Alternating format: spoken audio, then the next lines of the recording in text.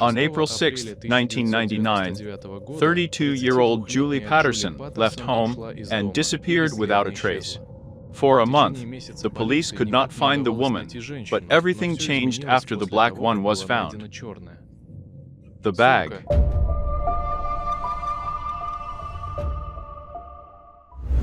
In 1995, David Harker moved to Darlington, Ock, hoping to start life with a clean slate.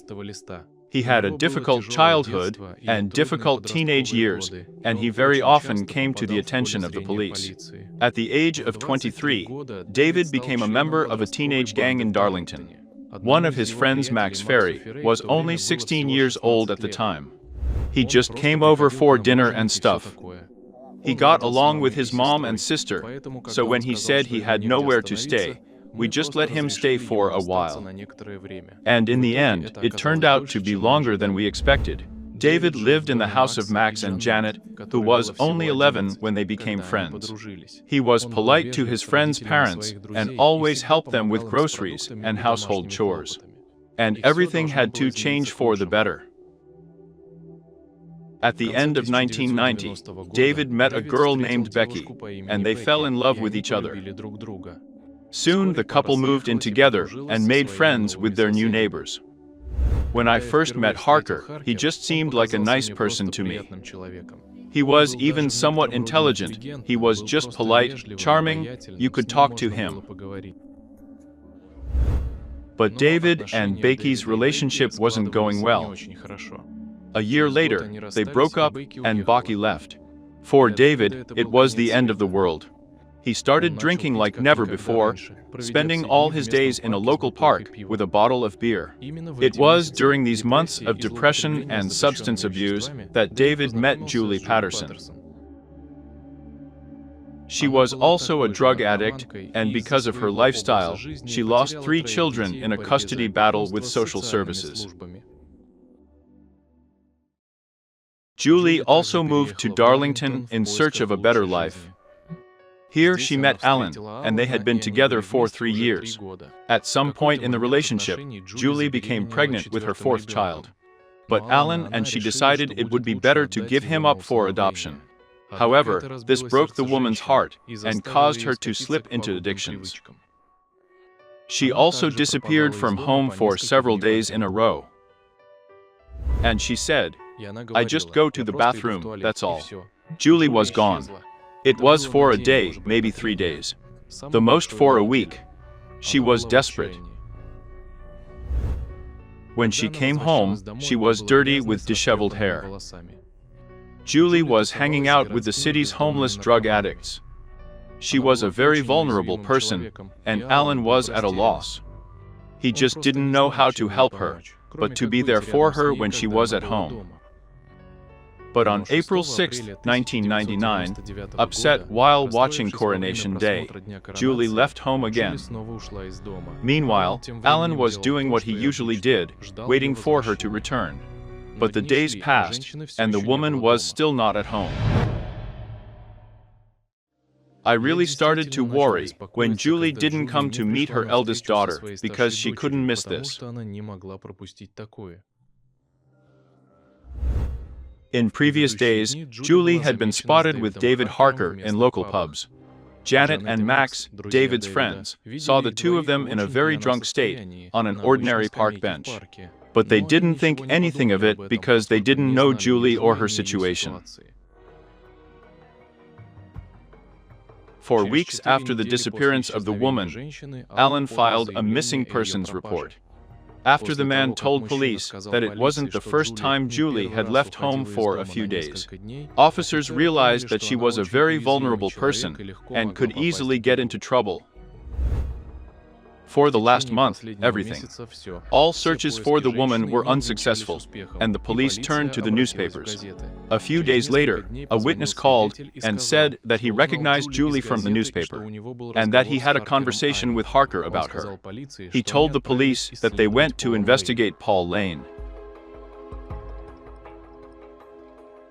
At 2:30 a.m., Detective Ian Phillips went there. His team had already scoured the entire area as police dogs found the bag. It was a meter long and half a meter wide, but under the light of a lantern. It was very hard to see what it is. But one notable thing immediately caught my eye. There was a very, very strong smell. Yan and his officers waited until morning, and now they were able to see what was in this bag. There were human remains, which, as anatomists later confirmed to the pathologist, belonged to Julie Paterson. She was killed, and then chopped into small pieces, and there was only a small part of her body in the bag. When Max saw the news, he remembered Harker telling them scary stories, and saying that he was going to take them into dark, secluded alleys and kill them. Then it was funny for Max and Janet, and they didn't believe him. On April 18th, David boasted to Max that he had hacked Janet. Julia put her limbs in a bag on the floor lane, but David was very drunk, and Max just thought he was talking nonsense. Harker was quite the dominant figure in this group of people. He always tried to impress them, to shock them. Max, Janet, and other friends are just used to David telling shocking things. But this time, they knew it was for real. Max called the police and pointed them to David Harker. During the day, he was taken for questioning. He shaved his head and got a tattoo of a subhuman on one side and a mess on the other. David voluntarily went to the station and told the police about his version of events. He said he met a woman in April, but her name was Roxanne, and she had nothing shared with Julie. But during the second interrogation, under pressure from the officers, David began to worry a lot. He then told the police it wasn't him. It was the voices that ordered him to do it. Darlington police finally have a reason to search David Harry's abandoned house. After finding the bag on Palm Lane, detectives were afraid to enter his terrible house. As soon as they opened the doors, their worst fears were confirmed.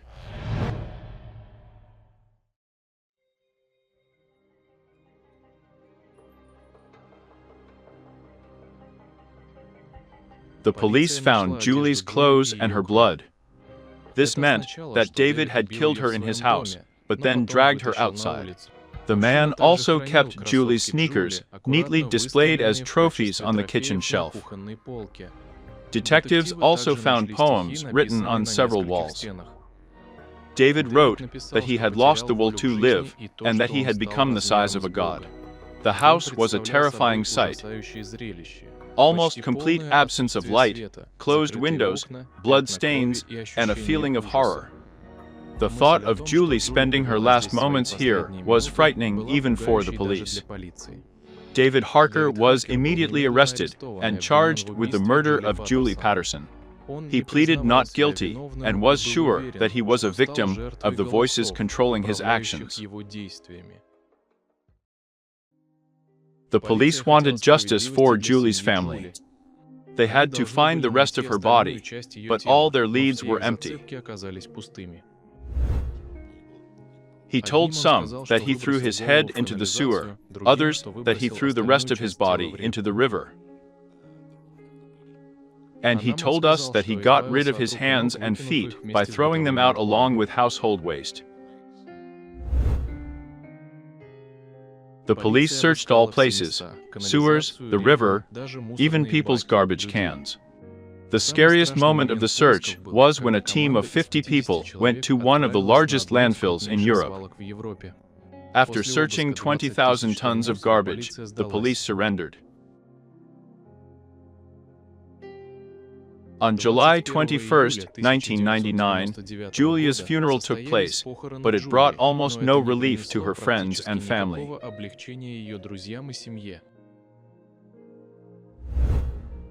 None of us will be at peace until we find all the other parts, put them together, and bury her properly. Meanwhile, David Harker was transferred to a psychiatric hospital for examination.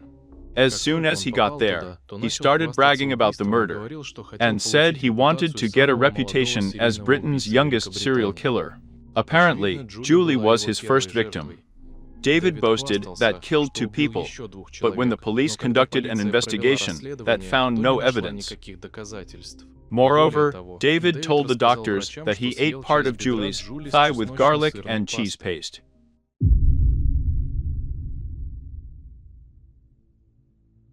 It turned out that the idol was David Jeffrey Dahmer, known for cannibal killer.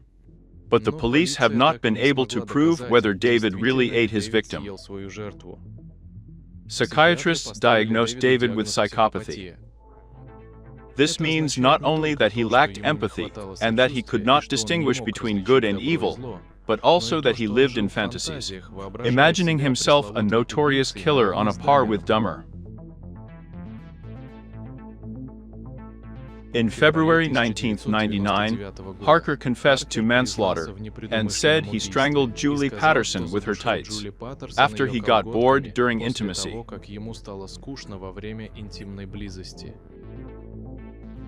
He was sentenced to life imprisonment with the possibility of parole after 14 years.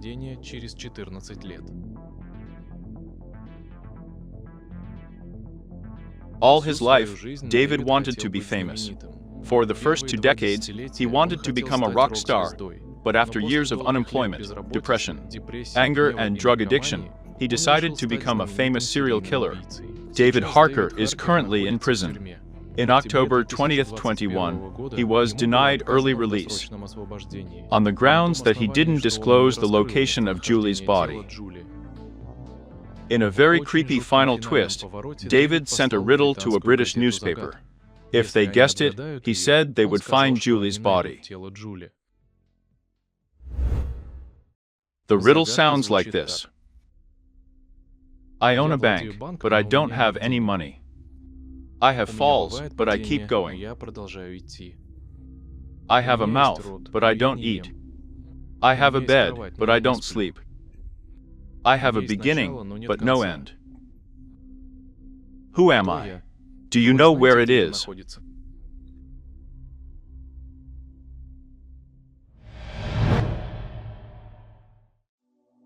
Unfortunately, the police to this day can't find the rest of Julie Paterson.